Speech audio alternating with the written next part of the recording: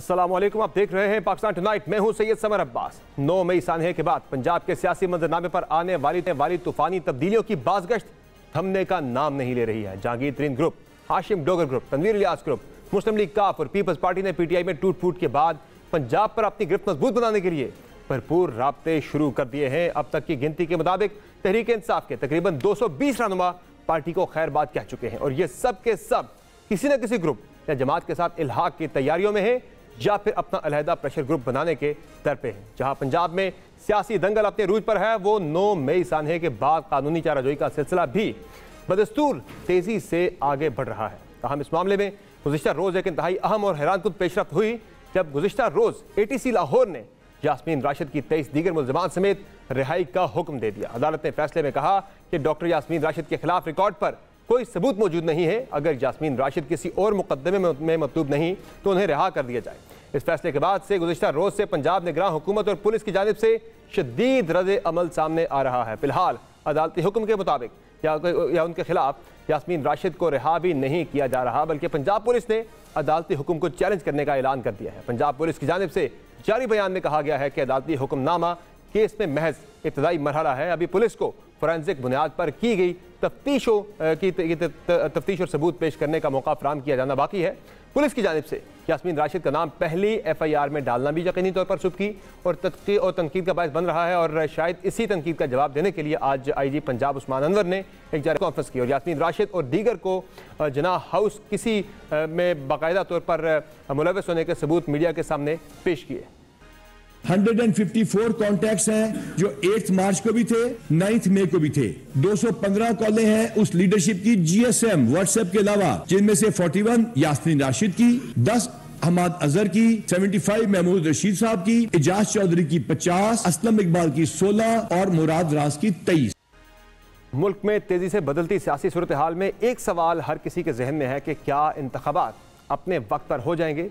इन्हीं तमाम सवाल के जवाब हम जानने की कोशिश करेंगे। ज्वाइन किया प्रोग्राम में ख्वाजा आसिफ साहब ने, मुस्लिम लीग नून के सीनियर रहनुमा हैं और वफाकी वज़ीर दिफा भी हैं। सर बहुत शुक्रिया आपने प्रोग्राम में ज्वाइन किया। सर सबसे पहले तो बताइएगा कि ज़ाहिर है यास्मीन राशिद वाला जो मामला है उनकी एक ऐसे केस में गिरफ्तारी रही जिसमें वो कल बरी हो गई और बताया गया कि उनका नाम ही FIR के अंदर मौजूद नहीं है। फिर परवेज़ इलाही वाला मामला भी सबके सामने है कि 3 केसेस में वो बरी हो चुके हैं। आज चौथे केस में जिसमें उन्हें हिरासत में लिया गया था उसमें भी वो जुडिशल हो गए हैं आज। तो ये रियासत की सुबकी नहीं हो रही जिस तरह से ये बंदे उठाए जा रहे हैं और उन्हें रिलीफ मिलता जा रहा है कि कहीं कमी कोताही की वजह से या प्रोसिक्यूशन की कमजोरी है या वटेवर जो भी है, ये रियासत की सुबकी नहीं हो रही? नहीं, मेरा नहीं ख्याल के रियासत की सुबकी हो रही है। ये लोग क्लियर कट जो है ये कल्प्रिट्स हैं 9 मई के वाकयात के और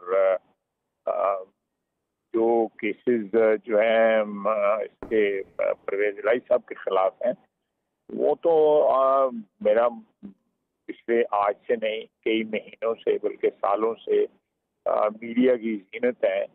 हो सकता है किसी को उसमें प्रोसिक्यूशन को या किसी को ड्राफ्ट करते वक्त उनके खिलाफ चार्जेस जो हैं वो कहीं आप भी जानते हैं, मैं भी जानता हूँ कि ये ताने बाने जो हैं करप्शन के जो है बड़े फैले हुए हैं। ये लोग बड़ी देर हुक्मरान रहे हैं और उनके जो हिस्सेदार हैं करप्शन में वो भी मुख्तलिफ जगहों पे बैठे हुए हैं और वो ओब्लाइज कर रहे हैं। ये प्रोसिक्यूशन की या दूसरी की फेलियर नहीं मैं कहूँगा कि ये सिस्टम के अंदर जो लोग नकबजनी जिन्होंने की हुई है ये उनकी वजह से सब कुछ हो रहा है, चाहे वो जजेस हैं, जुडिशरी है या प्रोसिक्यूशन वाले हैं या पुलिस वाले हैं, वहाँ पे लोग बैठे हुए हैं। लेकिन अल्टीमेट सब ज्यादा तो पंजाब के ऊपर हुक्मरानी आपकी जमात की रही है। आप लोगों को ऐसे फेवर्स नहीं मिले जब आप लोग गिरफ्तार थे या आपके खिलाफ जब केसेस बन रहे थे?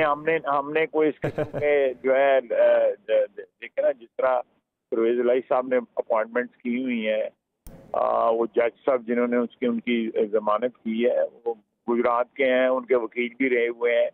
तो जब कॉन्फ्लिक्ट ऑफ इंटरेस्ट इतना ज्यादा हो जुडिशरी में जो है इस चीज का कभी पास बड़ा किया जाता था इस बात का कि आपका कोई ताल्लुक वास्ता होता था, अपने आप को आप अलग कर देते थे, लेकिन वो चीजें नहीं रही। अब जो है बल्कि जो जज जो है ताल्लुक वाले होते हैं या आपका कॉमन को इंटरेस्ट होते हैं वो तो छलांग मार के आ जाते हैं जी साढ़े को लाओ केस जड़ा हम इसका फैसला करते हैं। तो ये सिस्टम्स की और हमारा जो डिटेरिएट हुआ है कल्चर जो है ख़ुसूसन 4-5 साल के अंदर, ये उसका शाखसाना है, बाकी किसी चीज़ का ये फेलियर नहीं है। फेलियर आप इनडायरेक्टली कह सकते हैं, मैं आपके साथ बात करूंगा, लेकिन ये चीज़ें जो हैं ये अल्टीमेटली ठीक हो जाएंगी। देखे ना, अब बाप जो है वो यहाँ पे तरीके भुगत रहा है, बेटा जो है वो वहाँ पे आराम से बैठा हुआ है। देखिए ये इस तरह लेकिन हाजी साहब परवेज इलाही साहब के बारे में अगर मैं बात करूं, वो आपकी तरफ दुआ खैर करके वज़ीर आला के कैंडिडेट जाके पीटीआई की तरफ से बन गए थे, लेकिन अब हम देख रहे हैं कि वो बिल्कुल डटे हुए हैं, वो अपनी पार्टी को छोड़ नहीं रहे। जिस पार्टी के वो प्रेसिडेंट है वो तो छोड़ने का नाम नहीं ले रहे, वो कह रहे हैं मैं डटा हूँ और आखिरी वक्त तक मैं फाइट करूंगा पार्टी की तरफ से। वो निकल नहीं रहे, ये नहीं कि वो कोई उन्हें ले नहीं रहा या फिर उनके जिम्मे कोई और बड़ा काम है। नहीं देखें, मेरी बात सुने, उनकी जो इस वक्त सिचुएशन है उनको कोई भी नहीं देगा। जिस जिले से उनका ताल्लुक है वहाँ पे उनके अजीज, उनके बुजुर्ग जो है वहाँ पे मौजूद है। जिस खानदान की वहाँ पे जो है एक एस्टेब्लिश्ड सियासत है 60 की नहीं बल्कि 50 की दहाई से, वो वहाँ पे मौजूद हैं। तो इस सूरत हाल में उनको लेने का जो है ना, लोगों को डेफिनेटली उसमें बड़ी हिचकिचाहट है कि इनको किस तरह अकोमोडेट किया जाए। ये बहुत बड़ी लायबिलिटी है। सारी उम्र गुजार के मुस्लिम लीग के साथ, फिर जिस किस्म की गुफ्तगू इन्होंने इमरान खान के मतलब की हुई है, फिर उसकी पार्टी के प्रेसिडेंट बने इमरान खान ने इनके मतलब की हुई है, ये किस किस्म के लोग हैं कम से कम मुझे समझ नहीं आती है। हमारे माशरे में ऐसे भी लोग हो सकते हैं जिस तरह इमरान खान ने जो कुछ इसके मतलब कहा और जो परवेज इलाही साहब ने इमरान खान का मतलब कहा।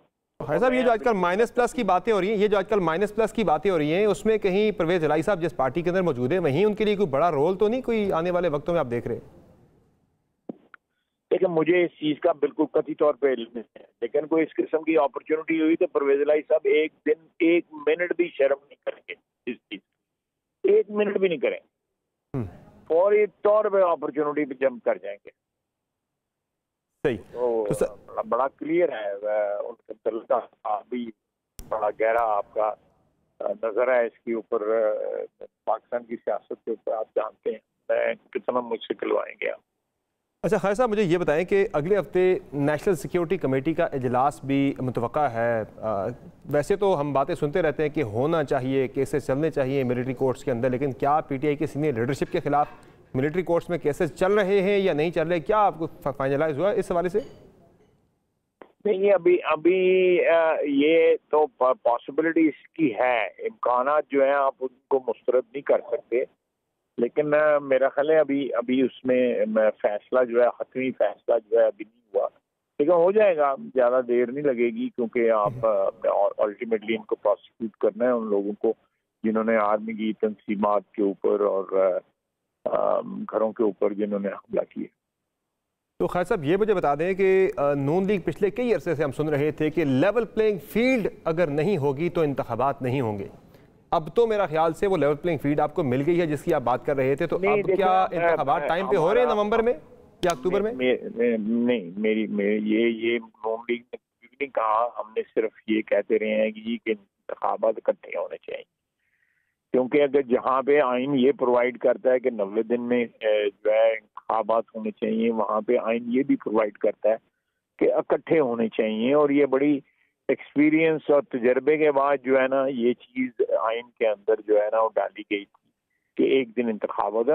हम लोगों के एक्सपीरियंसेस ऐसे थे, तजर्बात ऐसे थे जिसके ऊपर हर इलेक्शन पे सवालिया निशान बन जाता था।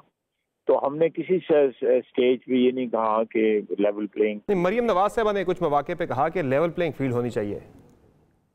इंशाल्लाह ताला ये अक्टूबर में जो है ना वो इलेक्शन हो जाएंगे, जो शेड्यूल है इंशाल्लाह ताला उसके मुताबिक इलेक्शन होगा अक्टूबर में। कुछ एक तजवीज़ ये भी आजकल हम सुन रहे हैं, कुछ सुनगुन इस्लामाबाद में चल रही है कि शायद मार्च में इंतखाबात हों। मेरा मतलब इस्लामाबाद तो अफवाहों का शहर है।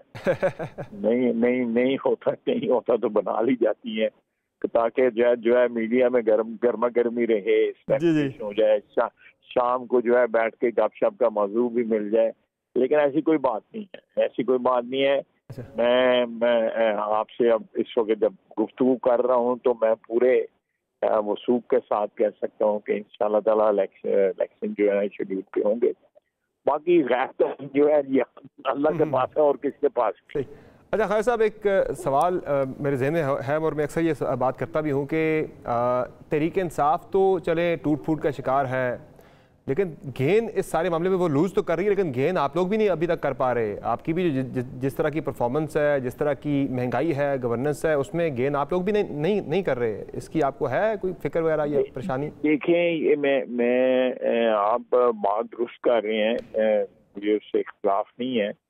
हमने बड़ा पॉलिटिकल कैपिटल जो है लूज किया है पिछले 1 साल में, लेकिन हमारी चॉइस, हमारे पास चॉइसेस नहीं थी। या तो मुल्क डिफॉल्ट कर जाता, हमारे पास जो चॉइस थी बड़ी डिफिकल्ट थी कि हम वोट ऑफ नो कॉन्फिडेंस के फौरन बाद जो है वो असेंबली डिसॉल्व करते इलेक्शन करवा लेते। लेकिन देखें आप, साल गुजरने के बाद भी जो है IMF ने अभी तक प्रोग्राम जो है फाइनलाइज नहीं किया। तो आप हिसाब लगा लें कि अगर उस वक्त असेंबली टूट जाती या डिसॉल्व हो जाती है और उसके इंटरिम गवर्नमेंट ने तो बिल्कुल ही जो है नेगोशिएट नहीं कर पाना था।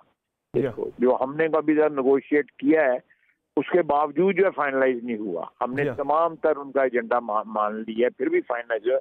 तो आप हिसाब लगा क्यों नहीं हो रहा सर? वो क्यों नहीं मान रहे? ये कोई पॉलिटिकल प्रेशर है, कोई इंटरनेशनल कोई मामला है, क्या वजह क्या है, क्यों नहीं मान रहे? ये है जो है पाकिस्तान को जो है जो आप क्या कहते हैं माशी जो है वो डिपेंडेंस से या माशी उसके ऊपर कुछ हमारी भी क्या कहते हैं कुछ शहर के लोग भी जालिम सन।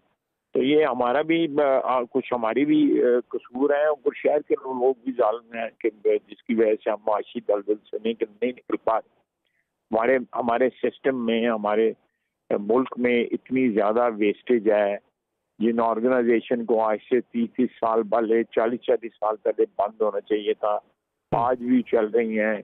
लाखों करोड़ों अरबों रुपया वेस्ट हो रहा है। ये इसके अलावा आप जो है अपना गवर्नमेंट एक्सपेंडिचर में अदरवाइज जो है बड़ी बड़ी कॉरपोरेशन जो है, ये सारी चीजें हमें को अंदरूने खाना भी कुछ करना पड़ना है और कुछ बाहर से कितनी देर तक जो है हमें। जी वो तो है सर, बड़ी आइडियल बात आपने की है, लेकिन ये जो मौजूदा प्रोग्राम है इस वाले से हफीज़ पाशा साहब साबिक वज़ीर वो हमारे प्रोग्राम में हफ्ता पहले कह रहे थे कि ये बहुत गैर मामूली है। ये इस तरह इतना ज़्यादा IMF किसी को जो है वो प्रेशर में नहीं लाता जितना गवर्नमेंट ऑफ पाकिस्तान को लाया जा रहा है 9th रिव्यू के ऊपर। तो इसमें कोई इंटरनेशनल आप देख रहे मामला जो हमारे CPEC के मामला हैं, दीगर जो तस्वीराती मामला हैं, जो पाशा साहब ने कहा है वो भी एंगल है कि हमें जो है वो बिल्कुल घुटनों पे लाने की कोशिश की जा रही है एक रियासत के तौर पे।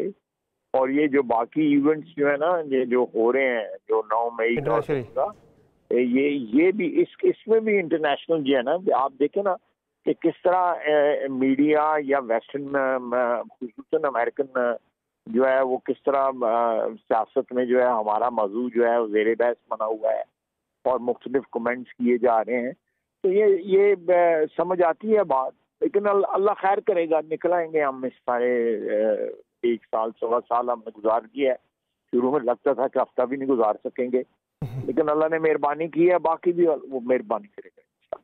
अच्छा खालिद साहब, मुझे ये बताएं कि अभी हम जो पंजाब के अंदर सियासी जोड़ तोड़ देख रहे हैं, बड़े अरूज पर है। नून लीग अभी खामोश बैठी तमाशा देख रही है, बाकी सारे ग्रुप एक्टिव है। पीपल्स पार्टी बड़ी मुतहर्रिक है, जहांगीर तरीन साहब बड़े मुतहर्रिक हैं, इवन काफ लीग बड़ी मुतहर्रिक है पंजाब के अंदर। एक नया ग्रुप पाकिस्तान तहरीक इंसाफ डेमोक्रेट्स के नाम से भी सामने आ गया, हाशिम डोगर, मुराद राज, बाकी लोग उस ग्रुप के अंदर हैं। क्या होने जा रहा है पंजाब के अंदर? इनमें से कोई धड़ा जहांगीर तरीन साहब का आप नून लीग उन्हें अपने साथ एडजस्ट भी कर सकती है, या क्या होने का जा रहा है पंजाब में? नहीं, अल्टीमेटली एडजस्टमेंट्स हो सकती हैं, उनको रूल आउट नहीं किया जा सकता। लेकिन देखिए हमारे पास पंजाब में बेशतर इलाकों में, मैं 100% कहूँगा, लेकिन बेशतर इलाकों में जो है कैंडिडेट ऑलरेडी मौजूद हैं जिन्होंने पार्टी के साथ 4 साल जो है मार भी खाई है, साबित कदमी के साथ जो है खड़े रहे हैं। PTI की तरह जो है भागेंगे, कोई दौड़े लगा रहा है, किसी को सांस चढ़ रहा है, किसी को माफिया मांग रहा है, तो ये हमारे लोग खड़े रहे हैं। तो जब वफात जिन लोगों ने की हो उनकी जगह जो है ऐसे लोग ले उन्हें ले आए जो अभी अभी ताज़ा ताज़ा कहीं से निकले हैं, तो मेरा ख्याल है कि वो अच्छा नहीं लगता। मेरी जो सियासत में जो थोड़ी बहुत मेरी को अक्ल काम करती है, अच्छा नहीं लगता। सर, वो जावेद हाशमी साहब जो कि आपके साबिक कुलीग हैं, वो भी कहते हैं कि नून लीग पे भी जब ये वक्त आया था तो बहुत सारे लोग चले गए थे मुल्क से बाहर, सिर्फ चांदे की बचे थे पाकिस्तान के अंदर। जी, जावेद हाशमी साहब ने एक इंटरव्यू दिया था, उन्होंने एक बयान दिया, उन्होंने कहा कि जब मियाँ साहब पे टाइम आया था, जब मार्शल लॉ लगा था मुशर्रफ साहब का, तब भी सारे लोग चले गए थे। वो कहते हैं मुल्क से बाहर, मेजोरिटी में लोग कह रहे हैं उनकी काबीना के 40 में से कोई कह रहे 5-6 लोग ही बचे थे पाकिस्तान के अंदर, बाकी सारे मुल्क से बाहर चले गए थे। वो आपका जिक्र भी करते हैं, आपने भी बाहर जाके मुलाजमत शुरू कर दी थी और बाकी लोग भी निकल गए थे मुल्क से बाहर। नहीं, मैंने मुलाजमत नहीं शुरू की थी, मैं मुशर्रफ के वक्त असेंबली का मेंबर था। मेरा ख्याल है आपको भी तारीख का मुताला सही तरह नहीं, मैं कह रहा हूँ हाशमी साहब ने जो जिक्र किया है, उन्होंने कहा कि बहुत सारे लोग चले गए थे मुल्क से बाहर। नहीं, 2002 में मैं इलेक्ट हुआ था असेंबली में, और मैं 2008 तक जो है मेंबर रहा हूँ असेंबली के। मैंने कहाँ जाना था, मैं तो कहीं नहीं गया, आप चेक कर लें। नहीं, आपकी तो ज़ाहिर तकारीर आपकी रिकॉर्ड पे मौजूद है, बड़ी गर्मा गर्म आप तकारीर उस वक्त किया करते थे, लेकिन आपकी पार्टी के वो कह रहे हैं कि 40 में से ज़्यादा लोग निकल गए थे। वो गवाही आपके पास मौजूद है, और फिर भी तो सवाल करिए आ रहे हैं। नून लीग की गल कर रहे हैं, नून लीग ज़्यादा लोग निकल गए थे तो कह रहे हैं। नहीं, आपने मेरे मतलब कहा था ना, वो भी बात चल के मुलाजमत करने, उन्होंने बिल्कुल आपका नाम लिया था। नहीं, लेकिन आप सवाल वेरीफाई भी कर लिया करें ना, जब सवाल पूछते हैं उनको वेरीफाई कर लिया करें, सवाल सही। आपकी पार्टी के बाकी लोग तो गए थे सर? मुझे नहीं, मैं गए थे उस वक्त गए थे, लेकिन मेरा ख्याल है पार्टी ने 4 साल में जिस तरह साबित कदमी का किया है, तो इसका मतलब है 20-22 साल के अंदर जो है हमारी पार्टी में जो है वफा जो है वो परवान चढ़ी है। ये कह सकता हूँ मैं, वफादारी परवान चढ़ी है। बिल्कुल। अच्छा सर, मुझे ये बता दें कि ये अलकादर ट्रस्ट जो केस है, इसमें कोई पीटीआई के 20 के करीब साबिक वज़रा, उनके दौरे हुकूमत के जो थे, उनको नोटिस जारी हुए हैं। क्या कोई शवाहिद है उनके असासाजात वगैरह की जो छानबीन शुरू हुई है, कोई शवाहिद है कि उन लोगों ने भी कोई इसमें कोई फ़ायदा उठाया है, पैसे बनाए हैं, या जस्ट एक ये सारे लोग जो है काबीना की मीटिंग में मौजूद थे, जिसमें इमरान खान ने वो एक लिफाफा लहराया था और कहा था कि जी ये इसकी अप्रूवल दे दें, और 2-3 लोगों ने जो है, जिनमें मेरा ख्याल है सीधी मजारी थी और 1-2 और लोग थे, उन्होंने लिफाफे में क्या है, उन्होंने कहा जी, मैं इमरान खान ने कहा जी कि नहीं, जरूरत नहीं है आपको बताने की, बस आप अप्रूवल दे दें। तो जो ब्लैंकेट अप्रूवल दी गई थी उसकी जो है ना, वो मेरा ख्याल है कि बुला पूछा जा रहा है उनसे कि आप लोगों ने ये ब्लैंकेट अप्रूवल दी थी या नहीं दी, तो ये मेरा ख्याल है वो उसके अच्छा साहब, फाइनली मुझे बता दें, पीपल्स पार्टी बड़ा जोर लगा रही है पंजाब में। अभी तक तो ज़ाहिर आप लोग इत्तेहादी इकट्ठे चल रहे हैं, ये राहें इलेक्शन में भी आप इकट्ठे ही आगे चल सकते हैं या राहें जुदा होने वाली हैं बहुत जल्द? जिस तरह से पीपल्स पार्टी पंजाब में भरपूर जोर लगा रही है, ज़ाहिर है पंजाब में वो नून लीग को भी टफ टाइम देगी। देखिए, उनका हक है, कोई किसी पार्टी के ऊपर जो है पाबंदी तो नहीं लगाई जा सकती कि आप फलानी जगह काम करें या फलानी जगह काम कर लें, लेकिन मैं तो पॉसिबिलिटी इसको देख रहा हूँ और होना भी चाहिए। बाकी जो अल्लाह को मंजूर कि ये जो आने वाले इलेक्शनों में जो है, जो मौजूदा कोलिशन हुकूमत जो है, इनको इसी प्लेटफॉर्म से इलेक्शन लड़ना चाहिए। मेरे नज़दीक तो ये सूदमंद होगा। यानी पीडीएम बरकरार रहनी चाहिए, ये जो इत्तेहाद है इलेक्शन के अंदर। जी, मेरे नज़दीक ये बेहतर फैसला होगा। अच्छा, ये तजवीज़ गौर है ऐसी, ये आपकी राय है सिर्फ? नहीं, मेरी राय, लोग इसमें, मेरा ख्याल है कि लोग इस पर गौर करेंगे, डेफिनेटली गौर करेंगे, क्योंकि अगर 4-5 पार्टियां जो है ना, मसलन PMLN भी लड़ती है एक सीट के ऊपर, पीपल्स पार्टी भी लड़ रही है, PTI भी लड़ रही है, PMLQ भी लड़ रही है, तो फिर रौला ही पड़ेगा ना, फिर तो उसमें कुछ नताइज जो है जो सही तरह निकल तो नहीं सकेंगे जो हम एक्सपेक्ट करते हैं चाहिए। प्रैक्टिकल बात है, ज़ाहिर है पंजाब के अंदर हमेशा 2 वे या 3 वे फाइट होती है, 5 वे फाइट ये पहली दफ़ा ऐसा होगा और उसका ज़ाहिर फ़ायदा आप लोगों को नहीं होना। Sir thank you so much, आपने प्रोग्राम में अपना कीमती वक्त दिया, नाज़रीन आपने तफसीली गुफ्तगू मुलाहिज़ा की वज़ीर दिफ़ा ख्वाजा आसिफ साहब की, जिनका ये कहना है कि PDM यानी जो मुत्तहाद है, यही इसी इत्तेहाद में इम्कान है कि 2023 का जो इलेक्शन है आम इंतखाबात है, उसमें इसी इत्तेहाद के साथ ही इंतखाबात में जाया जाए।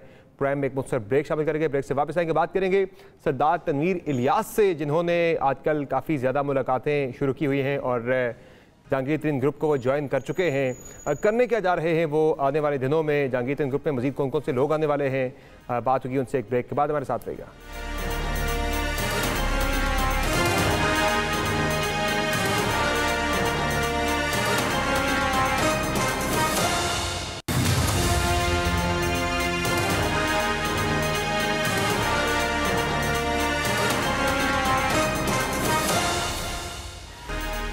Welcome back. प्रोग्राम में नाज़रीन हमें ज्वाइन किया है आज़ाद कश्मीर के साबिक वज़ीर-ए-आज़म और इस वक्त मरकज़ की सियासत में काफ़ी मुतहर्रिक रहनुमा सरदार तनवीर इलियास ने, जिनकी मुलाकातें आजकल बड़े ज़ोर शोर के साथ जारी है। उन्होंने जमात इस्लामी के अमीर से मुलाकात की, काफिले की क़यादत से मुलाकात की, जहांगीर खान तरीन के साथ मुलाकात करके एक साथ चलने का फैसला किया। करने के जा रहे हैं वो सरदार साहब, वो शुक्रिया आपने प्रोग्राम में ज्वाइन किया। ये बताया कि आज़ाद कश्मीर की सियासत में तो आप 2 साल के लिए नाअहल हो गए हैं, अब कौमी सियासत में आप कुछ हफ्तों से काफ़ी ज़्यादा मुतहर्रिक हैं। अहदाफ क्या है आपके? आजकल आप लोगों से मिल रहे हैं और मिलते जा रहे हैं, आप लोगों के साथ मुलाकातें कर रहे हैं।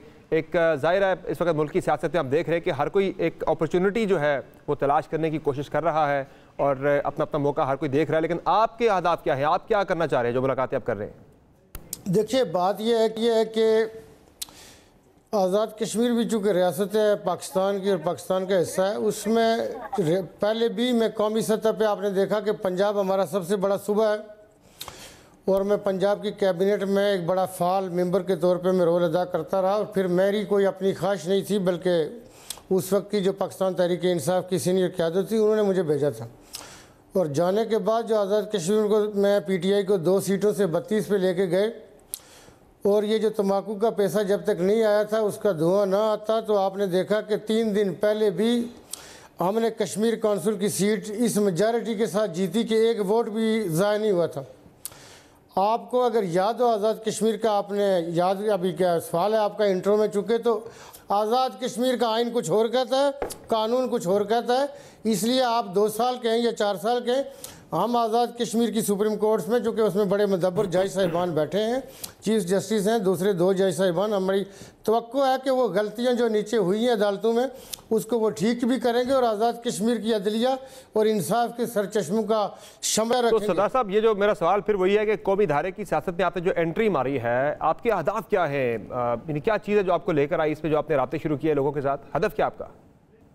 देखिए, मैं ये समझता हूँ, देखिए जो बुनियादी तौर पर हमारी जो शरीयत मुताहरा है उसने भी किसी चीज़ को जब आप देखें, बुराई को देखें, तो उसको जो अगर आप सिर्फ दिल में बुरा जानते हो तो वो कम तर दर्जे में आता है। मेन चीज़ होती है कि आगे बढ़िए और रोकिए, बाजू को पकड़िए और उसको कहिए कि नहीं करो भाई। ये आपका वो दर्जा होता है जो अव्वल दर्जों में शुमार होता है। जब पाकिस्तान तहरीक इंसाफ की क़यादत जो चेयरमैन ऐसी डगर पे चल पड़े, तो आपने देखा कि सबसे पहला आदमी मैं था। उस वक्त ये जुर्रत करना और सामने आना और स्पेशली कौमी अदारों के हवाले से बात करना और उनके साथ खड़े होना, मैंने पहल की।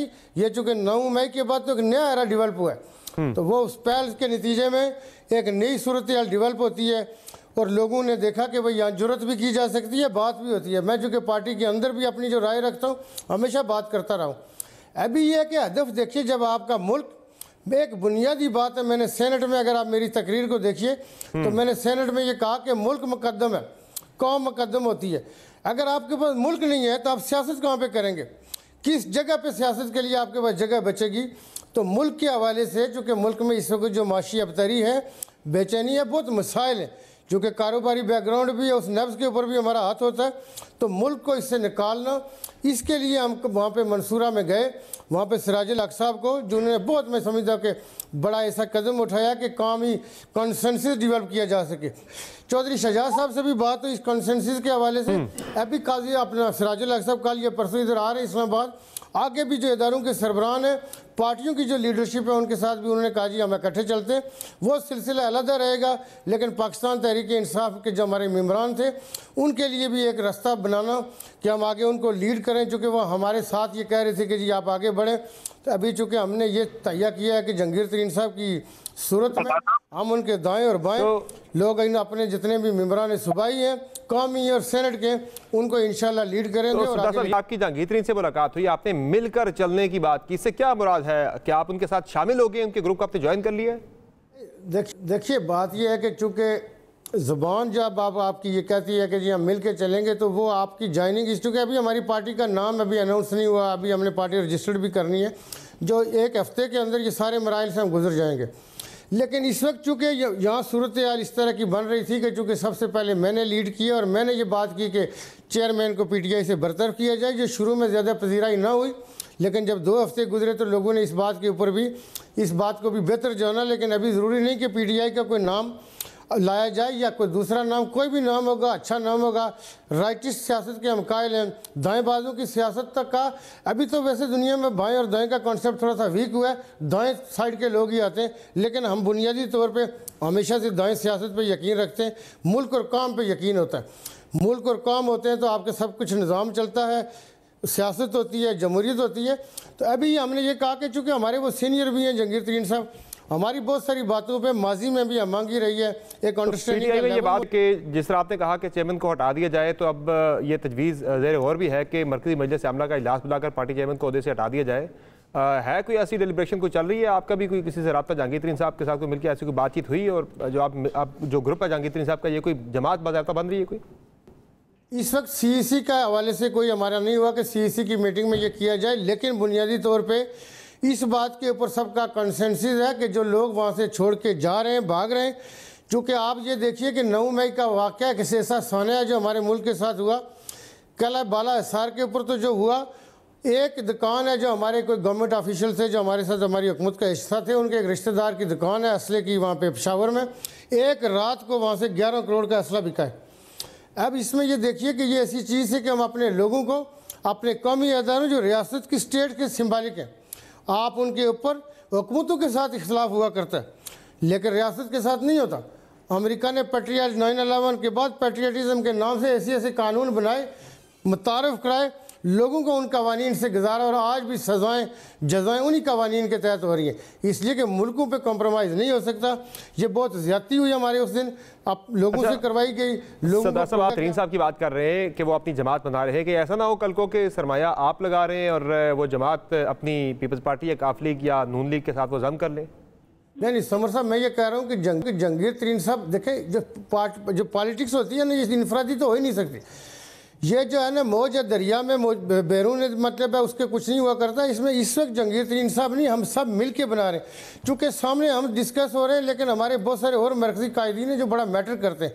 हर पार्टी के अंदर 10-15 लोग होते हैं, हमारे भी थे PTI के अंदर, तो उसमें से मेजॉरिटी इस वक्त आप कह सकते हैं कि 70% लोग हमारे मतलब ग्रुप के साथ बैठे हुए। ये जो पार्टी बनेगी ये पूरी, ये बताइए कि साफ के कौन से काबिल जिक्र लोग या नाम आपको ज्वाइन कर रहे हैं? कोई 3-4 नाम ही बता दें काबिल जिक्र। नहीं, इसमें फ़र्क ये होगा कि जहांगीर तरीन साहब की क़यादत में हम मुतफिक हो गए हैं, हमने इत्फाक कर लिया कि हम उनकी क़यादत में चलने को तैयार हैं।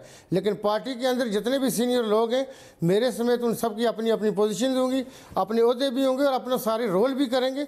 चूँकि PTI के मेम्बरान सूबाई थे। इंटरेस्टिंगली साहब, आप भी नाअहल हैं, जहांगीर तरीन साहब भी अदालती तौर पर वो भी नाअहल हैं। ये कौन सी जमात बना रहे हैं कि जिसकी क़यादत आप और तरीन साहब दोनों यानी कि नाअहल बंदे मिलकर जिसकी क़यादत करेंगे? देखिए, उसमें मैं ये समझता हूँ कि जहांगीर खान तरीन साहब का भी रिव्यू में हम चुके वो भी ऐसा काम हुआ था, लेकिन मेरे वाला तो मैं आपको बताऊँ कि कोई कानून और आइन के पास से नहीं गुजरा हुआ। लेकिन इसका मतलब है कि कहीं अगर ये गलती सरजद हो जाती है तो आप मतलब चुप साध के नहीं बैठते। आपका जब मुल्कों में टर्माइल आते हैं, क्राइसिस की पोजीशन होती है, हमारे मुल्क की इकानमी की इस वक्त ऐसी पोजीशन है कि मैं लाहौर गया, चूँकि मैं वहाँ पे बड़ा रोल अदा करता था, बिज़नेस कम्युनिटी के साथ हमारे रिलेशंस हैं। शेखोपुरा लाहौर के बड़े इंडस्ट्रियलिस्ट उन्होंने मुझे रब्ता किया और उन्होंने अपनी मायूसी और बेचैनी का इजहार किया। हमने सबको तसल्ली दी, उस पर बड़े मुतमईन हुए वो लोग। हमने कहा जी आप बेफिक्र रहें, इन क्राइसिस से निकलिए। जो सिराजुल अक्सा वाली में बात कर रहा था, ये नेशनल कॉन्फ्रेंस वज़ीर-ए-आज़म पाकिस्तान है, उनके साथ पीपल्स पार्टी की लीडरशिप है, जमात इस्लामी तो खुद एक्टिव वो ये कर रहे हैं, हम उनका साथ देंगे। तो जितनी भी हमारी मिलिट्री लीडरशिप है, जुडिशरी है, सही है। सुप्रीम एक बात ध्यान में रखिए कि सिर्फ पार्लियामेंट है। सदर PTI के लिए भी आपने फंडिंग की थी, अब जहांगीर तरीन साहब की पार्टी भी खड़ी कर रहे हैं आप लोग मिलके, वहाँ सरमाया आपको लगाना पड़ा बंदे लाने के लिए, तो वो सरमाया लगाएंगे आप फिर खुल के? जो आपने बात की पैसों की, अगर आपने मेरा क्लिप देखा हो तो मुझे आप जैसा कोई हमारा दोस्त उसने सवाल किया, उसका साफत की दुनिया से ताल्लुक़ था, तो उसने मुझे कहा जी कि मतलब आप अपनी पार्टी बना रहे तो उसको को चूँकि हमारा और जहांगीर तरीन साहब का ये नहीं हुआ था, तो मैंने कहा जी आप मुझे सारी उम्र चंदा देने वाला ही रखेंगे, या अगर मैंने अपनी बना ली तो क्या होगा, अगर दूसरे की पार्टियाँ चलाता हूँ तो अपनी चला सकता हूँ। तो पार्टियों के अंदर ये चीज़ें होती हैं, कहीं ना कहीं किसी न किसी तरह खर्चे होते हैं, जलसे होते हैं, प्रोग्राम तो वो कोई लोग करते हैं। तो ये बात नहीं है कि ये इसको इस तरह कहना कि जहांगीर तरीन साहब की पार्टी, देखिए पार्टी इंडिविजुअल की हो ही नहीं सकती। कायदे आज़म अलैहि रहमा हमारे जो बाबा कौम है उनको ये कहा गया था कि ताया सदर बन जाए मुस्लिम लीग के, उन्होंने कहा था गैर डेमोक्रेटिक है। तो पार्टी में ऐसे नहीं होता कि एक ही बंदा आए। ये हमारे मुल्कों में शख्सियत परस्ती का कोई कॉन्सेप्ट मौजूद है, दुनिया सारी कोई सदा साहब नामों पे है कि आप लोग जो जमात बना रहे हैं, आप और तरीन साहब मिलके उस जमात के नाम पे गौर हुआ कि किस नाम से नई जमात ला रहे हैं आप लोग? नहीं, जमात जो भी हम बनाएंगे ना, नहीं अभी तो मैं अपनी नहीं बना रहा, मैंने कहा कि अब तो जो जहांगीर तरीन साहब को हम लीडर मान के, हम मेरे समेत जो दूसरे भी हमारे सीनियर लोग हैं वो भी हमारे साथ चलेंगे। यकीनी तौर पे मैंने स्टार्ट किया था, मैंने चूँकि इस दौरान फिर कई हमारे मेम्बरान मेरे साथ रब्ते में आ गए। ओवरऑल भी आपको पता है कि मेरी भी चूँकि रवादारी का एक अंसर मौजूद है, मेरे साथ लोगों के इख्तलाफात इतने नहीं हुआ करते, तो हम लोगों को मतलब इस हवाले से लेके मतलब वसीउल कल्बी का मुजाहरा करके, छोटी मोटी बोल चूक इंसान से होती है, फरिश्ते तो है नहीं, तो उन इंसान का मार्जिन देते हुए तो मैं इसको समझता हूँ कि हम इस पार्टी का जो हमारी पार्टी हम बना रहे हैं इसके अंदर आम रोल अदा करेंगे, लीड जहांगीर खान तरीन साहब करेंगे। आपकी काफली के साथ बात क्यों नहीं बनी? आपकी मुलाकात भी हुई शुजात साहब से, इस्लामाबाद से आपको चौधरी सरवर साहब साथ लेके गए, उनसे मुलाकात करवाने के लिए, क्यों नहीं बनी बात?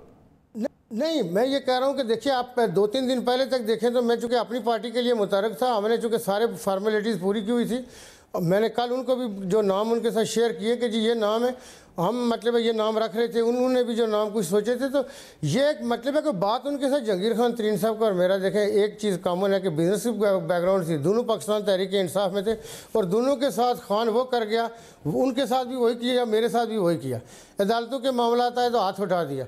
अब अदालतों के मामलात में जब आप बंदा मुश्किल में, जब उसकी मुश्किलात हो तो हम मतलब है पानी की तरह पैसा बाएँ, वसाइल अपनी सब कुछ जीना मतलब है आराम कर दें, लेकिन जब दूसरे पे आएँ तो वो तोता चश्मी कर। तो बताएं मुझे कि आपने ऑलरेडी आप खुल के डिटेल इसकी दे चुके हैं कि आपने किस तरह से कितनी कितनी फंडिंग की पाकिस्तान तहरीक इंसाफ को, और पीटीआई के किन किन लोगों को आपने उनकी जेब गर्म की या उन पर आपने सरमाया लगाया। सुना है कोई बुज़दार साहब को भी आपने कोई लैंड क्रूज़र दी थी जब आप उनके साथ थे मुशीर के तौर पर?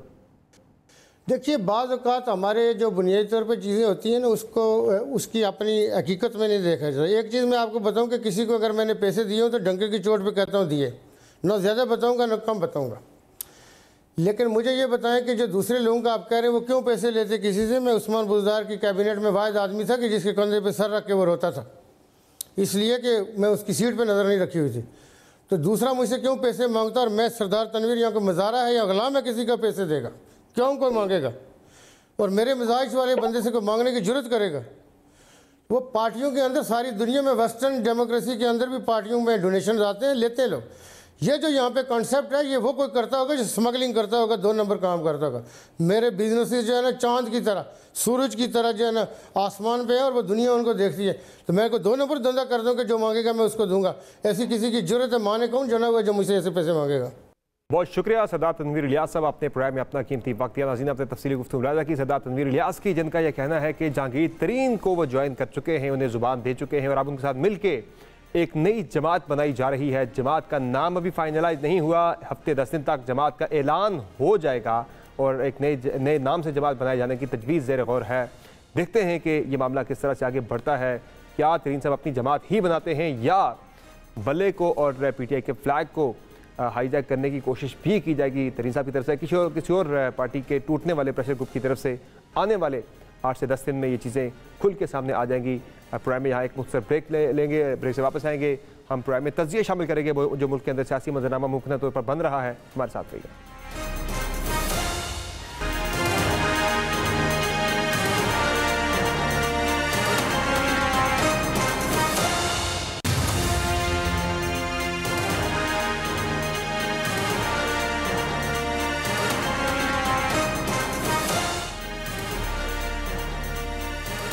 वेलकम बैक नाज़रीन। जो मुल्क के अंदर सियासी जोड़ तोड़ बड़ी तेज़ी के साथ जारी है, पर्टिकुलरली पंजाब के अंदर इस वक्त सारी सियासी जमातें जो मुख्तलिफ ग्रुप्स हैं पाकिस्तान तहरीक इंसाफ से निकलने वाले भी, वो पंजा आजमाई कर रहे हैं। इसी पर हमें ज्वाइन किया है तलत हुसैन साहब ने, सीनियर सहाफ़ी हैं, तज्ज़ियाकार हैं। उनसे जानेंगे कि मुमकिन सियासी मंजरनामा आने वाले दिनों में क्या बनने जा रहा है। तालुसन साहब बहुत शुक्रिया, आपने प्रोग्राम में ज्वाइन किया। सर, पंजाब के अंदर जो हम देख रहे हैं कि इस वक्त हर कोई जो मेला लगा हुआ है उसे लूटने की कोशिश कर रहा है।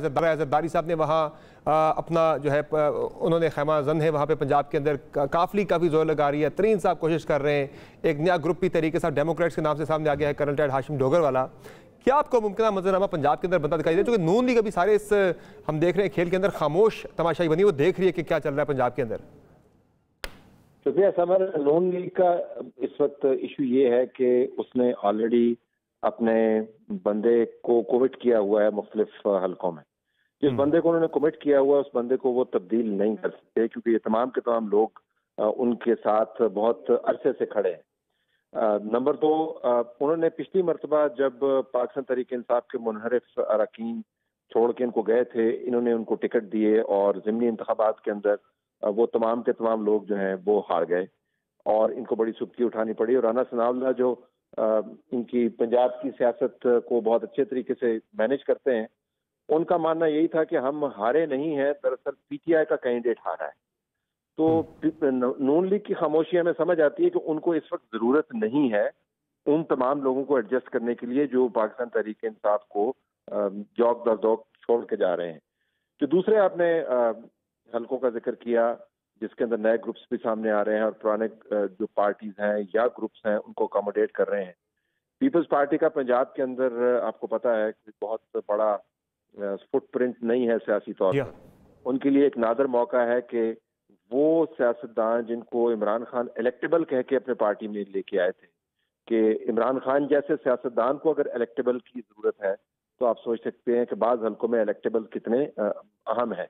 तो पीपल्स पार्टी इलेक्टेबल्स को अंदर लाकर मेरे ख्याल में अपना इन्फ्लुएंस इंक्रीज करना चाहती है। जहांगीर खान तरीन साहब को बहुत अरसे के बाद मौका मिला है, वो चाहेंगे कि पाकिस्तान तहरीक इंसाफ की पुरानी एसोसिएशंस को इस्तेमाल करते हुए जिस तरह वो बंदे पार्टी में लेके आए थे वैसे निकलने वालों को भी अकोमोडेट करें। तो जो मंजरनामा है वो पाकिस्तान तहरीक इंसाफ की टूट फूट के बाद एक मिला जुला रुझान आपको नजर आता है, लेकिन नून लीग की खामोशी समझ आती है कि क्यों खामोश है। उनकी इस तमाम मामले में कोई ज्यादा इलेक्टोरली दिलचस्पी है नहीं। अच्छा, इसमें तरह साहब एक अहम जो मुअम्मा भी है, एक सवाल भी है कि वोटर सारा वहीं पे खड़ा अपनी पार्टी के साथ, इलेक्टेबल्स आ भी जाते हैं, कितना ढंड डलेगा पीटीआई को इस सारी मूव से?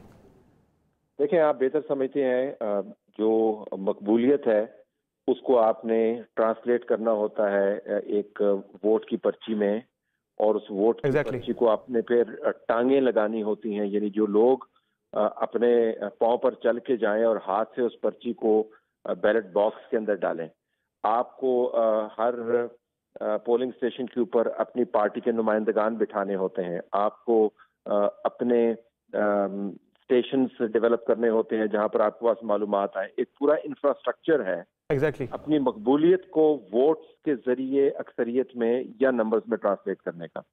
तो वोटर तो वहीं पे खड़ा होगा, लेकिन समर उसको अगर लाने वाली गाड़ी अवेलेबल नहीं है, अगर उसको वहां पर खाना खिलाने वाला कोई नहीं है, अगर उसके पास बंदे जो हैं जो आ रहे हैं वो उसको बता रहे हैं कि फलां पार्टी के साथ जाओगे तो तुम्हें नौकरी नहीं मिलेगी, हम कम से कम तुम्हें नौकरी दिलवा देंगे, तो वोटर मेरा नहीं ख्याल कि थाना कचहरी भी होती है साथ। जी, थाना कचहरी साथ होती है, डेवलपमेंट फंड्स होते हैं, नौकरी होती है वगैरह वगैरह, ट्रांसफर पोस्टिंग होती है।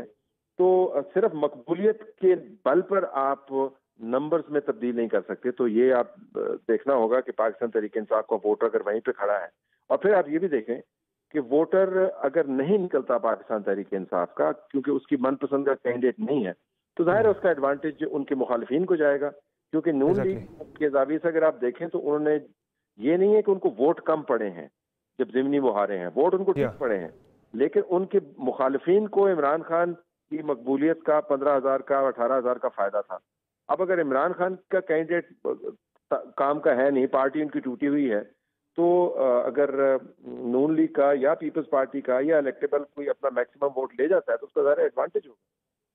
अच्छा सर, मुझे ये बताएं कि ये जितने भी पंजाब के अंदर ग्रुप्स बन रहे मुख्तलिफ, इसमें कुछ देर पहले ख्वाजा आसिफ साहब हमारे प्रोग्राम में थे, उनकी ये राय थी कि ये तमाम जो पीडीएम हमारा जो इत्तेहाद है, हम सबको मिल के इलेक्शन में इकट्ठे जाना चाहिए, क्योंकि अगर 5 वे या 4 वे फाइट होगी उसका फ़ायदा नहीं हो सकेगा बल्कि नुकसान होगा। कोई चौथी कुवत या पाँचवीं कुवत जो है वो फ़ायदा उसका उठा लेगी, जिसके खिलाफ सारे इस वक्त बरसर पेकार है तमाम पोलिटिकल फोर्सेस पंजाब के अंदर।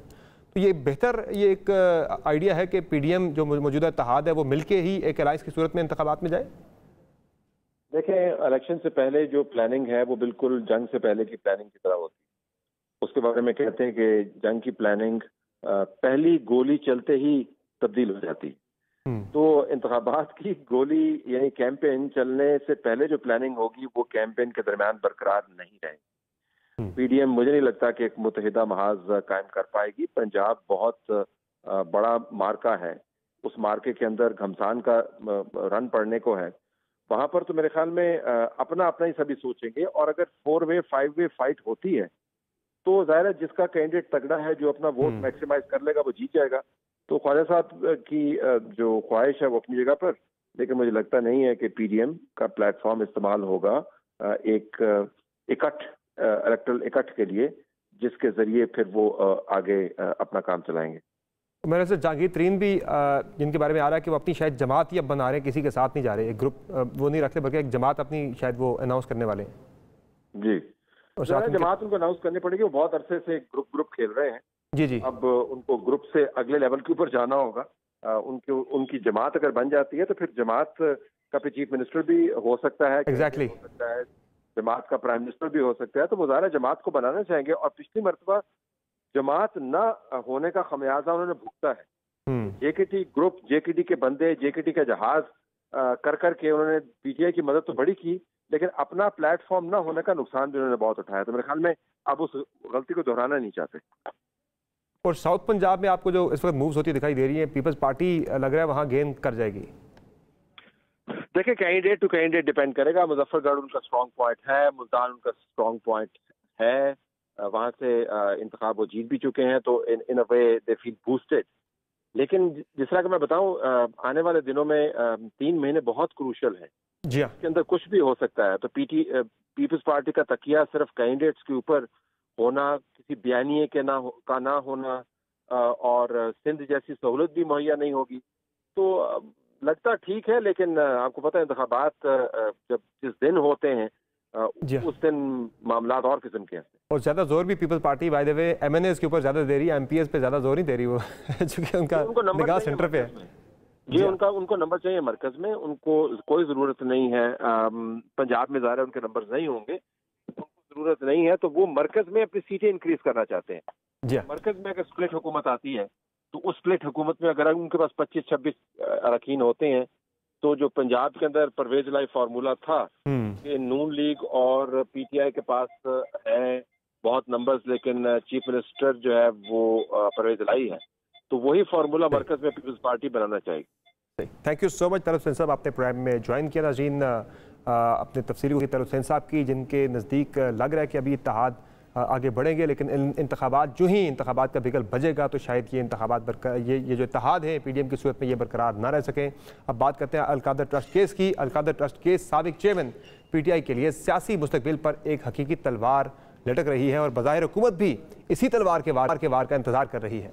ताहम अब दिख रहा है कि ये कोशिशें ज़रूर की जा रही हैं कि इस इंतजार को ज़्यादा तवील ना होने दिया जाए। शायद इसीलिए आज छुट्टी के दिन नैब की जानिब से एक बड़ी खबर सामने आई, जहां इस 19 करोड़ पाउंड की गैर कानूनी मुंतकिली के केस में साबिक वफाकी वज़रा और काबीना के 22 अरकान के खिलाफ तहकीकात का आगाज़ कर दिया गया है।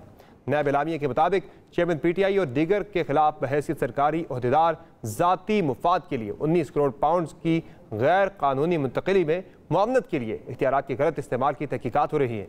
एलामिया में मजीद कहा गया है कि नैब रावलपिंडी नैब ऑर्डिनेंस 1999 के तहत मज़कूर अफराद के खिलाफ बदउनवानी और करप्ट प्रैक्टिसेस के इल्ज़ामात पर तहकीकात कर रहा है। नैब ने अपने एलामिया में उन अफराद की जानिब से जनवरी 2018 से 2023 के दौरान खरीदी या फरोख्त की गई गाड़ियों की तफसीलात या मुसद्दका दस्तावेजात की नक़ूल फराहम करने का कहा है। नैब ने जिन 22 अफराद की तफसीलात तलब की हैं, उनमें पीटीआई के साबिक रहनुमाओं, मौजूदा रहनुमाओं के अलावा दिलचस्प तौर पर मौजूदा जो एक इत्तेहादी हुकूमत है उसके सरबराह खालिद मकबूल सिद्दीकी का नाम भी शामिल है। नैब ने इस मामले में साबिक वज़ीर आज़म की अहलिया बुशरा बीबी को भी 7 जून को तलब किया है। ताहम दिलचस्प तौर पर साबिक खातून अव्वल की तलबी मुलजिमा के बजाय गवाह के तौर पर डाली गई है। बुशरा बीबी को भिजवाए गए नोटिस के मुताबिक 7 जून को बुशरा बीबी का बतौर गवाह बयान कलम बंद होगा, जबकि अलकादर ट्रस्ट की दस्तावेजात भी तलब कर दी गई है। तलबी बतौर मुलजिम है या गवाह तरमीमी एक्ट के तहत नैब नोटिस में बताने का पाबंद है। याद रहे कि एहतसाब अदालत में नैब वकील ने दरखास्त जमानत के समाअत के दौरान कहा था कि बुशरा बीबी की गिरफ्तारी नहीं चाहिए। इसी केस में इस्लामाबाद की एहतसाब अदालत ने चेयरमैन PTI की जमानत 19 जून तक मंजूर कर रखी है। अगर इस केस के पस मंजर पर बात हो तो साल में 2018 में बरतानिया की नेशनल क्राइम एजेंसी ने प्रॉपर्टी टाइकून मलिक रियाज के खानदान से 19 करोड़ पाउंड मलकियत के तस्वीर पर इत्तफाक किया था। NCA के फैसले के चंद घंटे बाद मलिक रियाज ने ट्वीट किया था कि बरामदशुदा रकम सुप्रीम कोर्ट के 460 अरब रुपए जुर्माने की अदायगी में जाएंगी और इसी अदायगी या एडजस्टमेंट के एवज साबिक वज़ीर आज़म को बैरिया टाउन की जानिब से मार्च 2021 में अलकादर यूनिवर्सिटी ट्रस्ट के लिए ज़िला जहलम के इलाके स्वाबा में 458 कनाल अराजी अतिया की गई और यह मुआहिदा बैरिया टाउन और साबिक खातून अवर बुशरा बीबी के दरमियान हुआ था। इस मामले का एक और दिलचस्प पहलू यह भी है कि इस केस में मुलविस तमाम अफराद के नाम भी सामने आ रहे हैं या उनके खिलाफ कार्रवाई का इंदिया भी मिल रहा है, लेकिन वो शख्सियत जिनके पैसे को एक जुर्माने की मद में सेटल किया गया उसका नाम लेने से हर कोई कतरा रहा है। नैब की जानिब से भी मलिक रियाज को 2 नोटिस अरसाल किए जाने की इतलात हैं। नैब के वो भी नैब के वो सामने वो पेश भी हुए, लेकिन वो नोटिस या उनकी उनके जो जवाबात हैं वो ताहाल मंजर आम पर नहीं आए। हमने भी गुज़श्ता रोज़ इस मामले में वज़ीर आज़म के मुआविन खुसूसी बराए एहतसाब से सवाल कि उनका जवाब जरा आप सुन लें कि इस नोटिस के बारे में उनका क्या जवाब था। मलिक रियाज साहब का जिक्र नहीं होता कहीं पे भी। मलिक साहब को भी नोटिस हुआ है बिल्कुल। इंग्लिस्तान में जो नेशनल क्राइम्स एजेंसी की जो प्रोसीडिंग्स हैं वहाँ पे उन्होंने कहा है कि we are proceeding against the funds, we are not proceeding against any individual in UK. बरतानिया में NCA के अंदर फंड मैटर करता है, इंडिविजुअल मैटर नहीं करता, लेकिन पाकिस्तान के अंदर इंडिविजुअल मैटर करता है क्योंकि इंडिविजुअल ने पैसे दिए हैं, इंडिविजुअल ने फायदा उठाया है। यहाँ पे नहीं, यहाँ जो शख्सियत सबसे ज्यादा मैटर करती है वो शख्सियत है जिनको के 80 करोड़ रुपए अलकादर ट्रस्ट में जो मिले हैं और वो सारे जो है वो इन्हीं ने दिए हैं ना जी, बैरिया टाउन और उनकी फैमिलीज ने उनको दिए हैं 80 करोड़ दिए हैं जिसमें 458 कनाल तो पैसे लेने वाला सिर्फ। आज का प्रोग्राम देखने का शुक्रिया, इजाजत दीजिए, खुदा हाफिज।